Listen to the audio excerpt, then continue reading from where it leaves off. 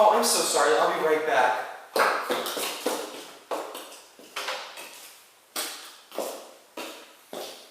Drop that pills, He look good for you. whack that mouse. What has he done for you? Tom Boutique, You don't need cause him. him a pimp.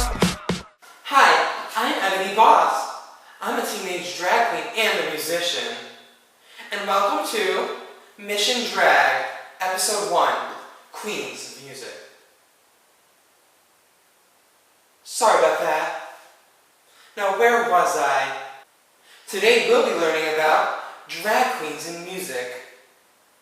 Many queens have recently decided to start their music career by creating songs of their own, and some even have music videos. Let's list some examples. Well, there's Courtney Act, Adore Delano, Manila Luzon, and RuPaul. But they're not all of them. There's many more. Now, with that being said, not all drag queens perform live, but we'll get into that later. RuPaul is one of the most famous drag queens who has produced music. Some of his songs include Born Naked, CoverGirl, Geronimo, and his most famous, Supermodel. Supermodel has been featured in many movies, such as the Lizzie McGuire movie with Hilary Duff. RuPaul has also starred in shows such as Sabrina the Teenage Witch. Many queens make a living off their music. Some queens from RuPaul's Drag Race and not on RuPaul's Drag Race have made many songs that have been very popular, such as Giselle Dijon, Tumblr's Drag Race Cycle 5 winner, and YouTube sensation. Giselle Dijon has made many albums and many singles. Some of her works include Steal the Night, When the Bass Drops, and Runway, and her newest hit that I fall over in love for, Friends with the Devil. Now let's give you a little clip of that, which I will also link in the description below, her channel.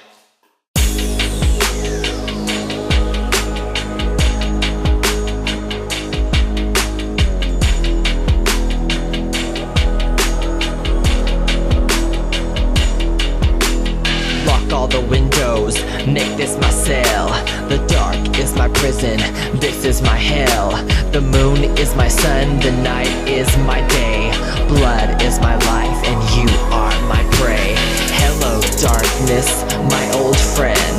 I've come to discuss life with you again. There was a vision softly creeping, left its seeds while I was sleeping, and now I'm awake. There's only so much you can take.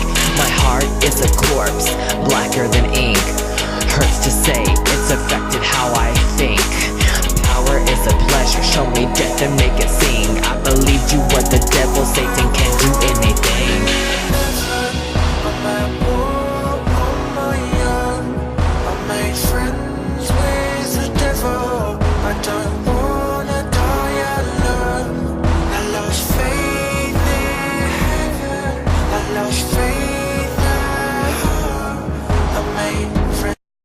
Now, without further ado, let's welcome Giselle Dijon. Hi everyone, it's Giselle Dijon and I'm here to answer some questions about my music. So let's just dive right in, shall we? So Giselle, Drag can style you is describe very your drag influenced style by to us? heavy metal music. I like things that are very punk rock. I like controversy.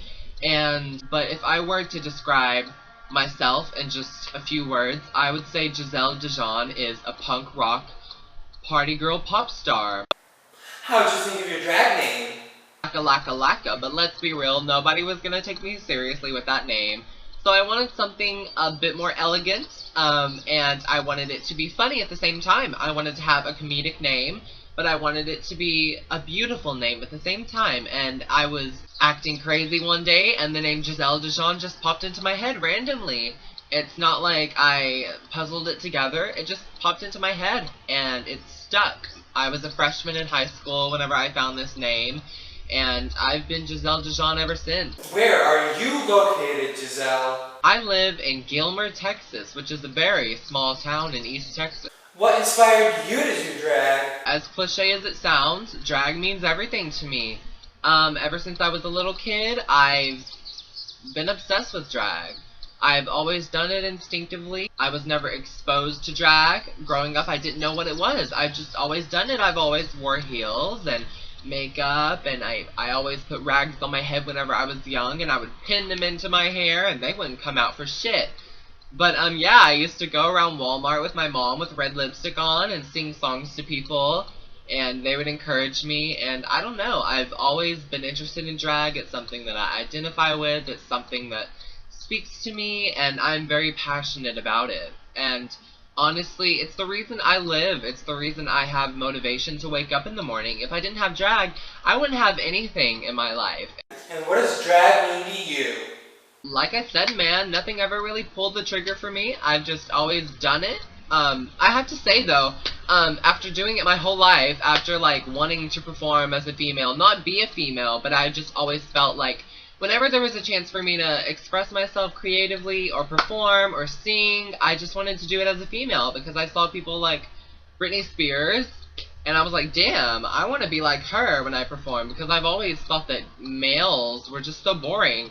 And I think Courtney Act said it the best whenever she said there's only so much you can do as a gay guy in guyliner, and there's only so much you can do as a woman, but when you're a drag queen you can get away with so much more.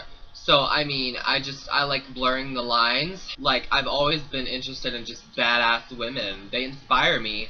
Like, I read this article about this woman that stabbed her husband in the throat with her stiletto and killed him, and I was like, yes, that is sickening! What made you want to start creating music? I don't know. I've always been a very musical person. I've always written songs. I will say this, though. I remember the first time I heard a pop song, it was Complicated by Avril Lavigne. The first couple years of my life, all I heard was country music, because my family is nothing but redneck. So I was raised around country music, and I had never heard a pop song.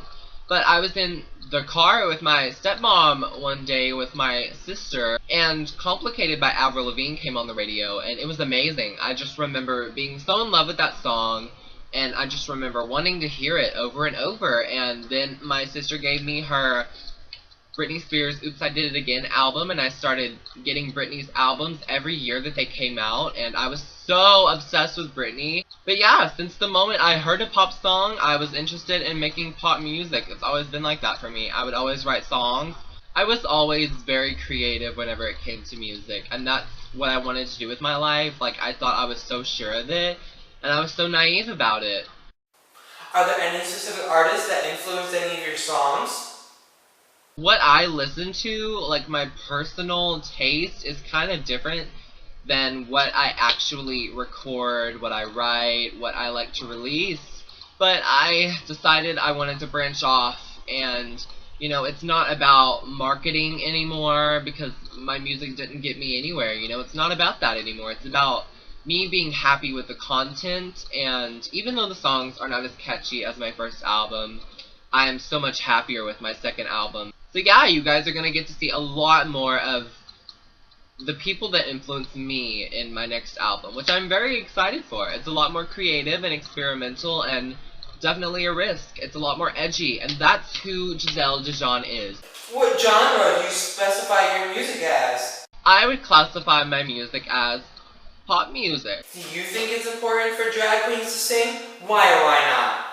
I definitely don't think it's important. You know, like, every drag queen has their own set of skills, and I mean, I don't really consider myself a singer. I've said this a million times. I don't consider myself a Susan Boyle. You know, I'm a man in a wig. Sometimes I cringe whenever I listen to my music. But, I mean, I would just write songs for other people and give it to them. But it's like, once I sit down, I write it, we're producing it, I get attached to the songs, you know? It's like, your music is your baby, and unless you're a musician, you don't understand. It's so true whenever people say you never stop making an album, you just neglect it. I spent my whole life making my first album. But I'm getting off subject. The reason I don't write for other people is because I did that once with a song called Radioactive that I wrote with a producer named DJ Palm Tree. and we gave it to a musician named Brandon Hilton. He's pretty big in the gay community. I'm not gonna say he ruined the song, but he ruined it. No, he didn't follow the guidelines of what the melody was supposed to be. I can't sit here and complain about the fact that he styled it, that he made it his own and stylized it a little bit and like made it more Brandon, but at the same time, it wasn't our vision being executed. You know, we didn't want the artist to take a new approach to the song, you know what I'm saying? We wanted them to like stick with what the song was supposed to be because it was great. So if I do the song myself, I don't change things up, you know? I go with the vision that we have, and it comes out how it's supposed to be every time. And that's why I don't write for other people. Where do you think your music career will take you in the future? Because you've got some talent, girl. I don't think my music's gonna really take me anywhere. I mean, if you would have asked me this when I was like 13, I would have told you that I wanted to get signed, straight up. But I mean, I really don't care if I get signed anymore. That's not my goal. My number one priority is drag. Yeah, I gave up on it. Straight up, I gave up on it. I was like, I feel so defeated. I'm never gonna make it, and I just gave up. And it was about 2 years of deliberating, you know, like, am I gonna keep running with this dream and just feeling like so alienated because I don't have anything less than a good voice. Where do you want your music to take you in the future? See, I really don't mind. I mean, if I have a music opportunity, I'll take it, but if I don't care. Who is your favorite drag queen singer and why? Honestly, I am a huge fan of Fifi O'Hara's song Bitchy.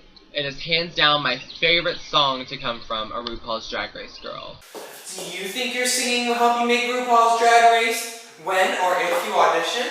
I don't think my ability will help me get on RuPaul's Drag Race. I don't think it'll give me an advantage. However, I do think if a singing challenge comes along during the show, I won't have to worry, you know, I have that within my skill set. What does your music offer that other people's music doesn't? You see these people online and they just go like, make a beat on GarageBand, but I invest a lot of money into my music, like believe me. The people I work with do not work for cheap, okay? I've always been taught that quality matters. Yeah, it's very important. People always ask me, can you help me? And I'm like, bro, go hire you a producer. Straight up, man. What was your favorite song to work on of yours? My favorite song to work on of all time was my song Steal the Night from my first album, Labyrinth. I think it's track 3. And what can we expect from your recent album? A lot more hip-hop influence. It's going to be a lot edgier, a lot darker, which is exactly me. That was exactly my vision, and I'm so excited. Now, besides singing, there's another component of music that's involved in drag. Lip syncing! Now, lip syncing is not only a huge component of music, but it's a huge component of drag. Many queens use this as their creative outlet and part of their income. Many bars and clubs host performance shows by drag queens filled with lip syncing. Now, compared to my awful lip syncing, here's a video of my friend Sunday Lushh performing I Saw the Sign.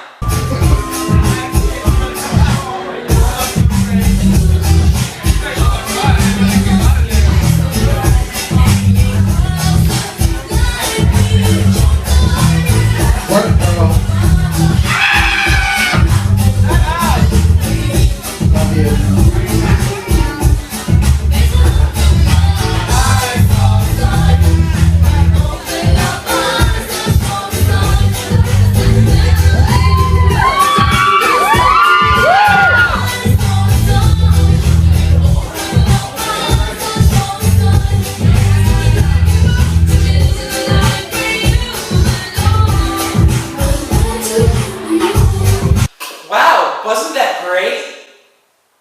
Sunday Lushh is a prime example of queens who lip sync. She performs at her local venues and becomes more and more popular by each performance, so she's fabulous. Now please give a warm welcome to my good friend, Sunday Lushh. Hi Sunday. Can you tell us a little bit about your drag style? Hi everyone, I'm Sunday, recording on my iPhone because my computer crashed, so I'm just gonna try as best as I can. So yeah, I'm Sunday Lushh. I am a New York City based drag queen. The way I define my style of drag is I'm very inspired by very girl next door. I call myself the Catholic schoolgirl of drag. So very like schoolgirl, church girl-esque, very like Britney Spears, 1990s.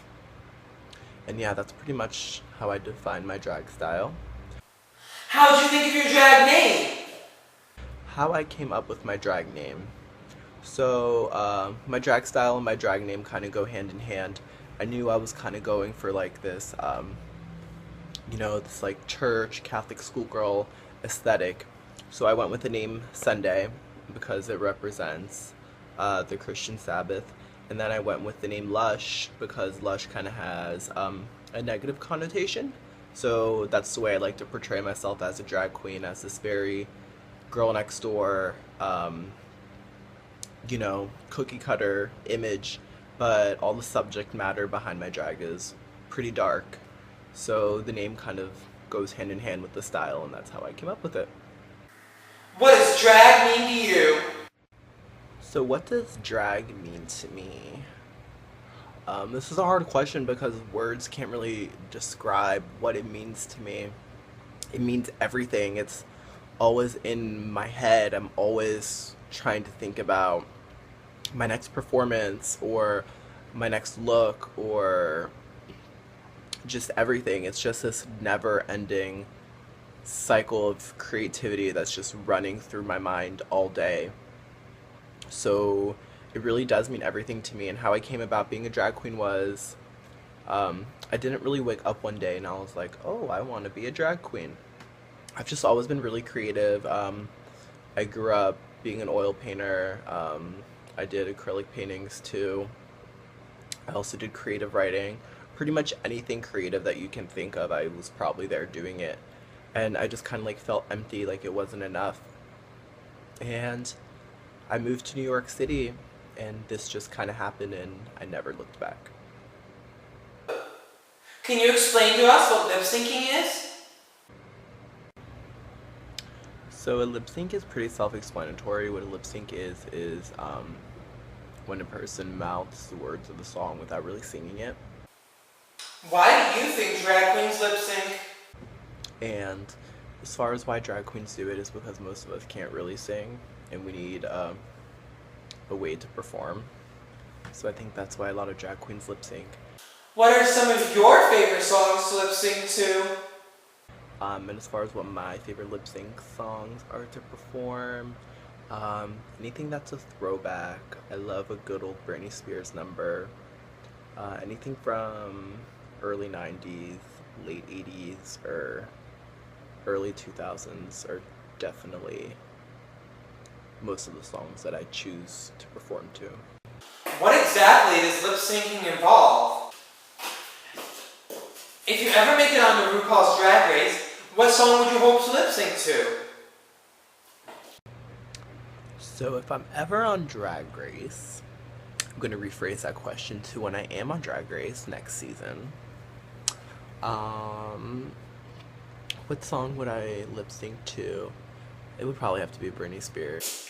If you could pick a top 3 for RuPaul's Drag Race's top 3 lip syncers, who would you choose? And as far as best drag queen lip syncers, I would have to say Latrice Royale is definitely number 1. Jinx Monsoon is high up there, and then I would have to say Pearl. Do you think lip syncing is an important skill for a drag queen to have? Why or why not?